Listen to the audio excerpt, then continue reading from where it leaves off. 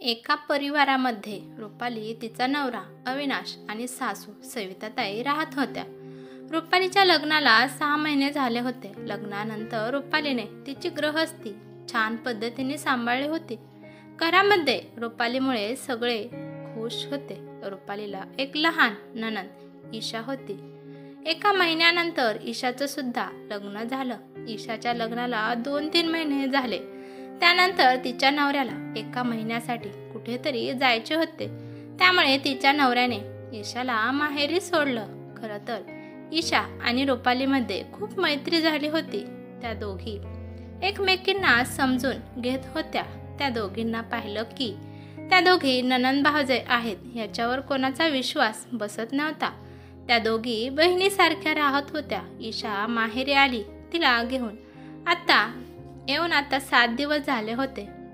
या 7 दिवसात नणंद भावजयने खूप मस्ती आणि शॉपिंग केली. संध्याकाळी अविनाश आल्यावर अविनाश सोबत सुद्धा त्या दोघी फिल्म पाहायला जात होत्या. सविताताई आपल्या मुलीचं आणि सुनेचं एकमेकांवर असलेलं प्रेम पाहून खुश होत्या.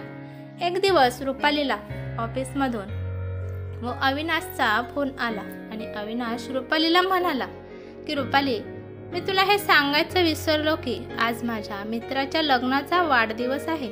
यासाठी आपल्याला संध्याकाळी पार्टीसाठी जायचे आहे. मी 2 तासात येतो. तोपर्यंत तू तुझं उरकून बस. सॉरी रुपाली, माझ्या मित्राने मला 2-3 दिवसांपूर्वीच सांगितलं होतं, पण ऑफिसच्या कामामुळे मी विसरून गेलो. प्लीज तू खूप छान तयार हो. रुपाली म्हणाली की अहो, तुम्ही हे मला आधी सांगायचं असतं. आता 2 तासात मी काय काय करू. ठीक आहे, तुम्ही या, मी तयार होते. असं म्हणून रुपालीने फोन ठेवून दिला. फोन ठेवून दिल्यानंतर रुपाली विचार करू लागली की आता एवढ्या कमी वेळात मी आयब्रो आणि वॅक्सिंग कसं करू. आणि आयब्रो पण वाढले आहेत. सगळ्यात पहिल्यांदा साडी कोणती घालायची ती कपाटात जाऊन पाहते. असा विचार करून रुपाली कपाट उघडते. तेव्हा ईशा पण तिथे आली. ईशा खोलीमध्ये आल्यावर रुपालीने तिला सर्व काही सांगितलं. ईशा रुपालीला म्हणाली की वहिनी, तुम्ही अजिबात टेन्शन घेऊ नका. माझी फ्रेंड पार्लर चालवते. मी तिला फोन करून लगेच यायला सांगते. तुम्ही अजिबात टेन्शन घेऊ नका. रुपाली म्हणाली ठीक आहे. ईशा तिच्या मैत्रिणीला फोन करण्यासाठी बाहेर गेली.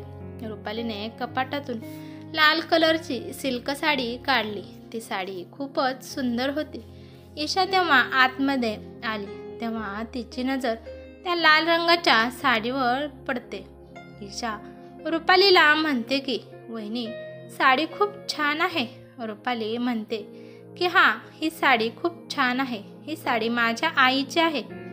माझ्या आईची फेवरेट साडी आहे ही. आई देवाघरी गेल्यानंतर मी माझ्या आईची फेवरेट साडी घेऊन आली आहे. ईशा, तुला माहीत आहे का, ही जर साडी मी घातली तर मला वाटतं की माझी आई माझ्या आसपास आहे. आज मी हीच साडी घालणार आहे. रुपालीला साडी जराशी चुरगळल्यासारखी वाटली. त्यामुळे रुपाली साडीला प्रेस करायला लागली. तोपर्यंत तिथे पार्लरवाली आली. त्यामुळे ईशा रुपालीला म्हणाली की वहिनी, मी साडी प्रेस करते. तुम्ही पटपट आयब्रो आणि वॅक्सिंग करून घ्या. ठीक आहे म्हणून ती साडी ईशा प्रेस करू लागली. पार्लरवालीला ईशा फेशियल करायला पण सांगते.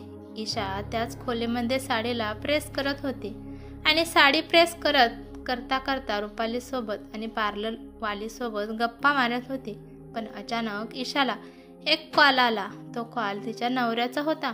नवऱ्याचा फोन आला आहे म्हणल्यावर ती या दोघींसमोर बोलू शकत नव्हती. त्यामुळे ती इस्त्रीला उभा करून पटकन बाहेर गेली. पार्लरवालीने रुपालीला डोळे बंद करायला सांगितले होते आणि पार्लरवाली रुपालीच्या पायाला वॅक्सिंग करत होते. तेव्हाच काहीतरी जळल्यासारखा वास येऊ लागला. ईशाने जी प्रेस उभा करून ठेवली होती ती प्रेस खाली पडली होती. त्यामुळे रुपालीची साडी जळाली होती. रुपालीने पटकन डोळे उघडून पाहिले तर तिची साडी जळालेली तिच्या डोळ्यासमोर दिसत होती. ईशाला पण बाहेर कशाचा तरी जळल्यासारखा वास येत होता. म्हणून ती पटकन खोलीमध्ये आली आणि रुपालीला म्हणाली की वहिनी, काहीतरी जळाले आहे का. रुपालीच्या हातामध्ये तिची साडी होती. रुपालीला खूप राग आला होता. तिच्या डोळ्यातून पाणी टपाटपा पडत होते. जेव्हा ईशा तिच्याजवळ आली तेव्हा रुपालीने एक जोरदार कानाखाली ईशाच्या लावली.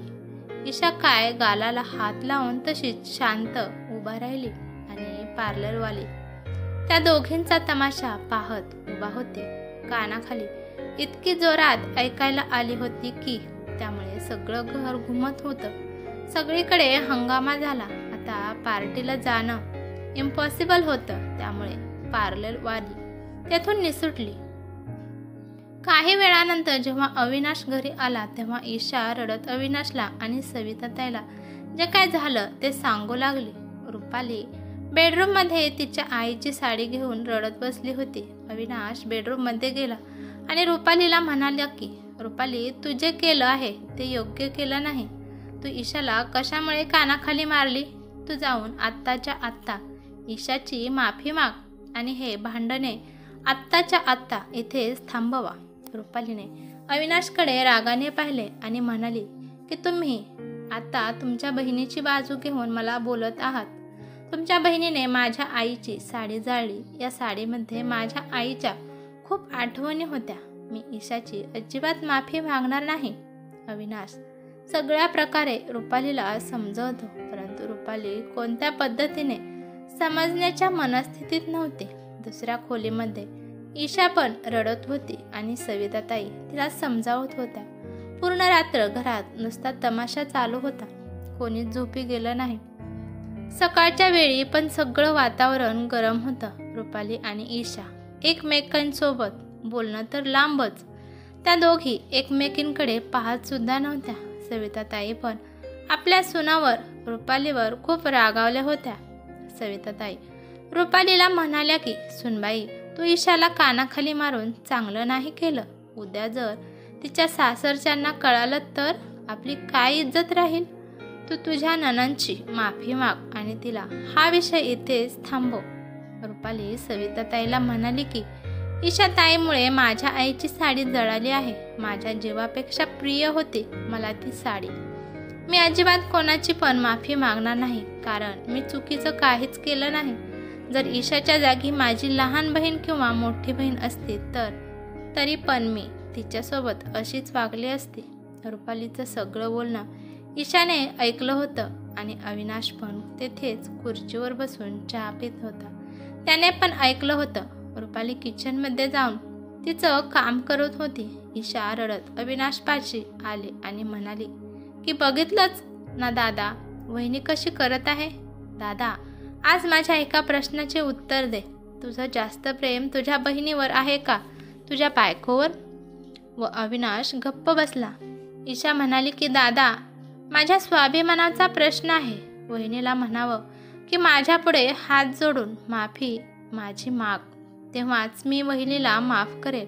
हे ऐकून अविनाशला काहीच समजत नव्हतं. त्याला समजतच नव्हतं की यामध्ये कोण चुकीचं आहे आणि कोण बरोबर आहे. रुपाली पण माफी मागणार नाही या हट्टावर कायम होते.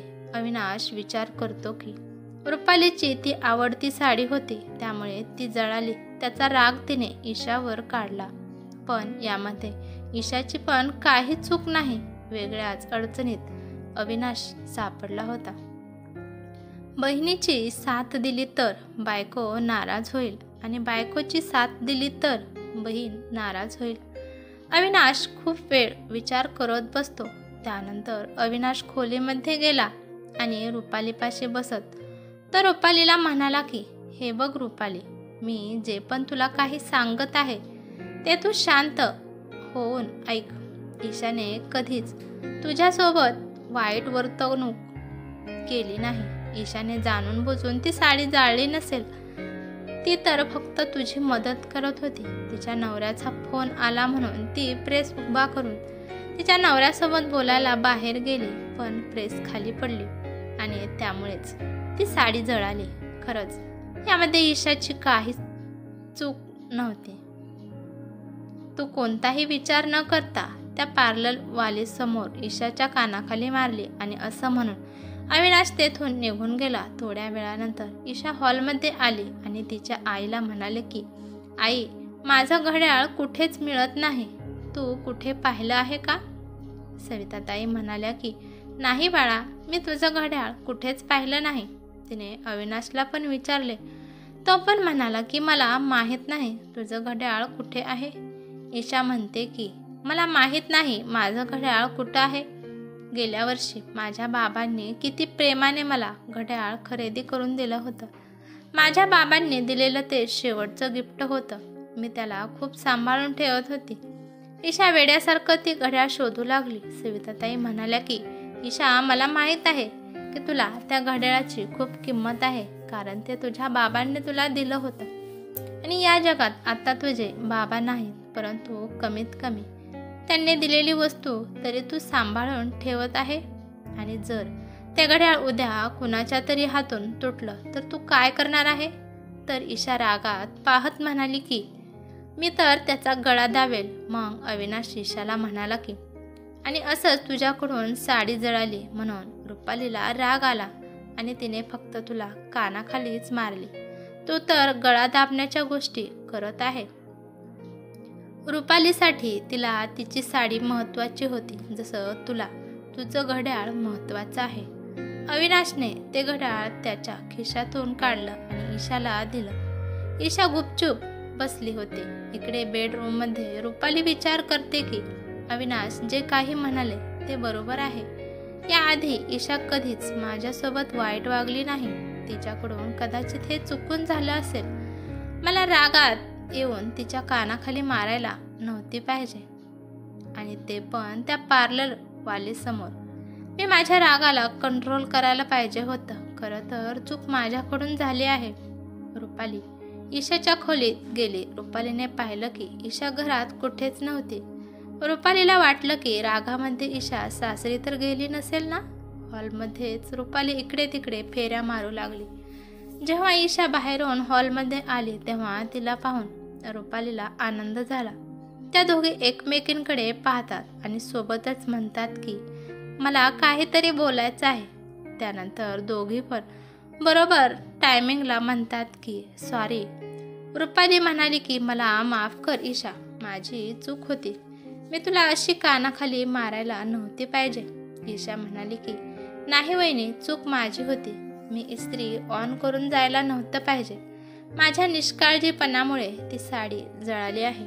जेव्हा बाबांनी दिलेलं घड्याळ हरवलं तेव्हा मला समजलं की तुझ्यासाठी ती साडी किती अनमोल होती. तुमच्या जागी जर मी असती तर मी रागात जे तुम्ही केलं तेच केलं असतं. नंतर ईशाने एक बॉक्स रुपालीला दिला आणि म्हणाली की वहिनी, तो बॉक्स खोलून पहा. जेव्हा रुपालीने तो बॉक्स खोलला तर त्यामध्ये ती साडी होती जी ईशाकडून जळाली होती. ईशा आणि रुपाली या दोघींची साईज एकच होती, त्यामुळे डिझायर लेहंगा कडून ईशाने त्या साडीचा मस्तपैकी लेहंगा बनवला होता. त्याला पाहून रुपाली खूप खुश झाली आणि रुपाली ईशाला म्हणाली की या जळालेल्या साडीला किती छान आकार दिला आहे आणि हा लेहंगा किती सुंदर दिसत आहे. रागामध्ये मी याचा विचारच केला नाही की मी त्या साडीचा लेहंगा किंवा ड्रेस बनवू शकते. ईशा म्हणाली की मीच अविनाश दादाला तुमच्या कपाटातून ती साडी आणायला सांगितली होती. मी खूप कमी वेळात तो लेहंगा बनवून आणला आहे. वहिनी, मला कळाले आहे की ती साडी तुमच्यासाठी किती महत्त्वाची होती.